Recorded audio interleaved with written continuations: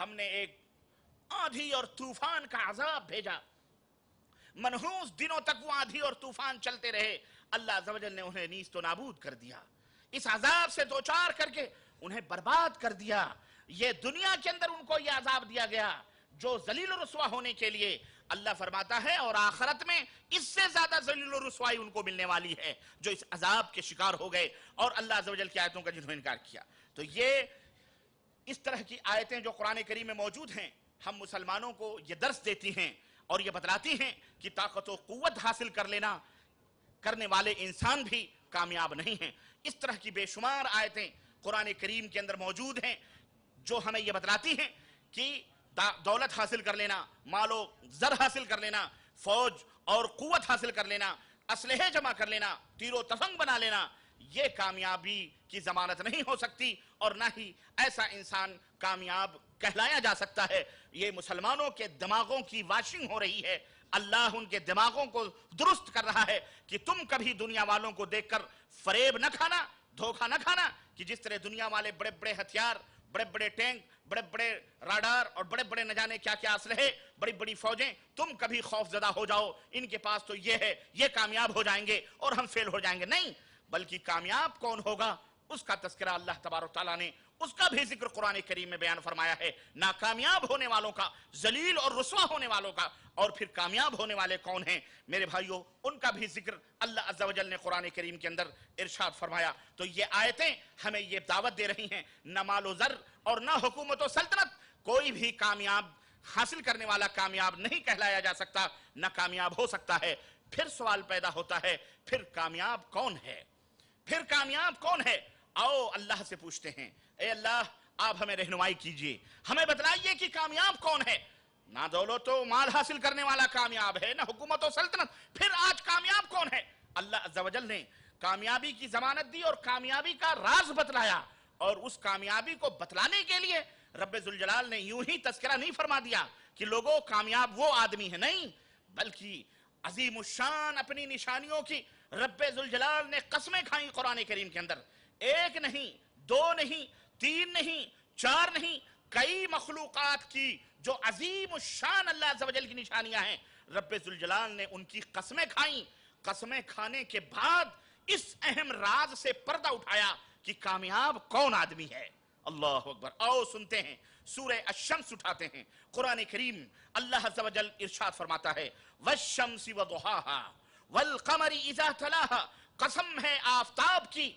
قسم ہے آفتاب کی جب وہ روشن ہو۔ قسم کھا رہا ہے، اور اللہ عز و جل قسم نہ بھی کھائے تو بھی اس کی بات الحمدللہ یقینی ہے، سچی ہے، لیکن قسم اس لیے کھایا جا رہا ہے تاکہ بندوں کے دل کے اندر یقین پیدا ہو جائے، بندوں کے دل مطمئن ہو جائیں کہ یہ بات جو آ رہی ہے یہ اس میں قطعاً کسی شک اور شبہ کی گنجائش نہیں ہے بلکہ بہت ہی یقینی ہے۔ یہاں ایک مسئلہ یہ بھی سنتے چلیں، اللہ عز و جل کے لیے اپنی مخلوقات کی قسمیں کھانا یہ حلال ہے، جائز ہے، لیکن بندوں کے لیے اللہ کے سوا کسی اور کی قسمیں کھانا یہ حرام ہے، بلکہ بعض دفعہ شرک باللہ بھی ہے۔ اس لیے اس سے آپ پرہیز کریں، تمہارے سر کی قسم، تمہاری قسم، فلانی قسم، ڈھکانی قسم، یہ جو نوجوانوں میں چل رہی ہے اس وقت، یہ تمام سب حرام ہے، شرک کے زمرے میں آتا ہے، اس لیے یہ جائز نہیں ہے۔ تو اللہ عز و جل کے لیے یہ تو جائز ہے کہ وہ جس کی قسم کھانا چاہیں کھائیں، لیکن بندوں کے لیے اللہ کے سوا کسی اور کی قسم کھانا یہ حلال اور جائز نہیں ہے۔ تو اللہ عز و جل نے فرمایا قسم ہے سورج کی جب وہ روشن ہو، والقمر اذا تلاها، اور قسم ہے اس چاند کی، اس آفتاب کی جو اس سورج کے بعد نکلتا ہے، سورج کے بعد جب وہ نکلے، والنہار اذا جلاها، اور قسم ہے دن کی جب وہ روشن ہو، جب اس سورج کی وجہ سے اس کو روشنی ملتی ہے، جب سورج نکلنے کے بعد وہ روشن ہوتا ہے، واللیل اذا یغشاها، اور قسم ہے رات کی جب سورج اسے ڈھانپ لیتا ہے، یعنی رات اسے ڈھانپ لیتی ہے سورج کو، والسماء وما بناها، اور قسم ہے آسمان کی اور اس کی جس نے اس کو بنایا ہے۔ اللہ اکبر، قسم ہے آسمان کی اور اس ذات کی جس نے اس آسمان کو بنایا ہے، والارض وما طحاها، اور قسم ہے زمین کی جس نے زمین کو بنایا اور اس کا بچھونا، اس کو بچھایا لوگوں کے لیے، ونفس وما سواها، اور قسم ہے انسانی روح کی، قسم ہے روح انسانی کی جس نے اس انسانی روح کو پیدا فرمایا، فَأَلْهَمَهَا فُجُورَهَا وَتَقْوَاهَا، تو اس انسانی روح کے اندر نیکیوں کو بھی اور برائیوں کو بھی دونوں کو اس نے رکھ دیا، دونوں کو اس نے ڈال دیا، اس ذات کی قسم ہے۔ اب آگے اللہ فرما رہا ہے، اتنی ساری قسمیں کھانے کے بعد، اتنی ساری قسمیں کھانے کے بعد اللہ عز و جل اب جواب دے رہا ہے کہ یہ قسمیں کیوں کھائی جا رہی ہیں۔ اللہ فرما رہا ہے قد افلح من زکاہا وقد خاب من دساہا۔ اللہ اکبر۔ کامیاب کون ہے؟ کامیاب وہ شخص ہے جو تزکیہ نفس اختیار کرتا ہے، کامیاب وہ شخص ہے جو اپنے نفس کو شرک اور کفر کی غلاظتوں سے پاک و صاف کرتا ہے، کامیاب وہ شخص ہے جو معصیت اور گناہ سے دور رہتا ہے، کامیاب وہ شخص ہے جو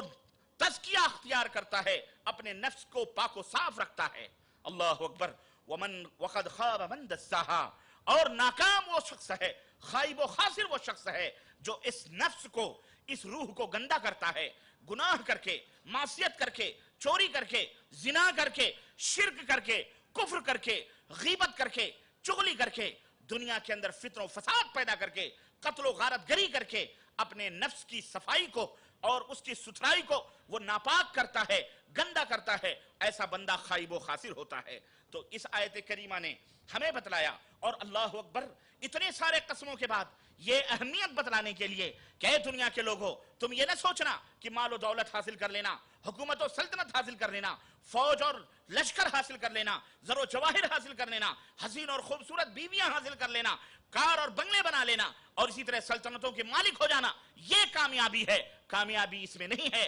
کامیابی اصل کیا ہے؟ جب بندہ اپنے نفس کو گناہوں سے پاک و صاف کر لے، اپنے نفس کا تزکیہ اختیار کرے اور شرک اور کفر سے توبہ کرے، تمام بڑے بڑے گناہوں سے دور رہے، وہ بندہ کامیاب ہے۔ اور سنو اللہ عز و جل نے کیا ارشاد فرمایا، کامیاب کون ہے؟ قرآن کریم سورہ آل عمران آیت نمبر 185-86 اللہ عز و جل نے ارشاد فرمایا، کل نفس ذائقۃ الموت، اے لوگو ہر نفس کو موت کا مزہ چکھنا ہے۔ کسی کو بھی اس دنیا کے اندر، کسی کو اس دنیا کے اندر ہمیشہ نہیں رہنا ہے، بلکہ سب کو موت کے گھاٹ اترنا ہے اور سب کو موت کا پیالہ پینا ہے۔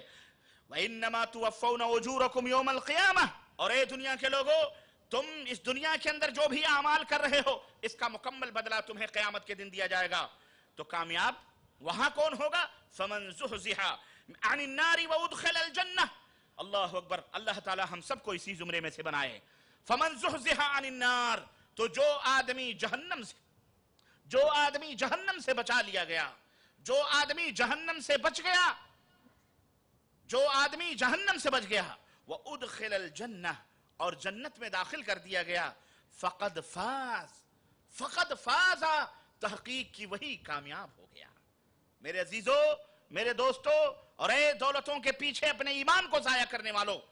اور اپنی آبرو کو گنوانے والوں، اور اے دنیا کمائی اور دنیا کے پیچھے اسلام اور دین اسلام سے دور رہنے والوں، اللہ عز و جل سے دوریاں اختیار کرنے والوں، کان کھول کر کے سنو، رب کی قسم ہے، اللہ سے ناطہ توڑ کر، اللہ سے رشتہ توڑ کر تم کبھی بھی کامیاب نہیں ہو سکتے، نہ دنیا کے اندر نہ آخرت کے اندر۔ ظاہری طور پر یہ جو دنیا ہے یہ ایک دھوکے کی ٹٹی ہے، دھوکہ ہے، اس میں کچھ بھی نہیں ہے۔ اللہ عز و جل نے فرمایا وَمَا الْحَيَاةُ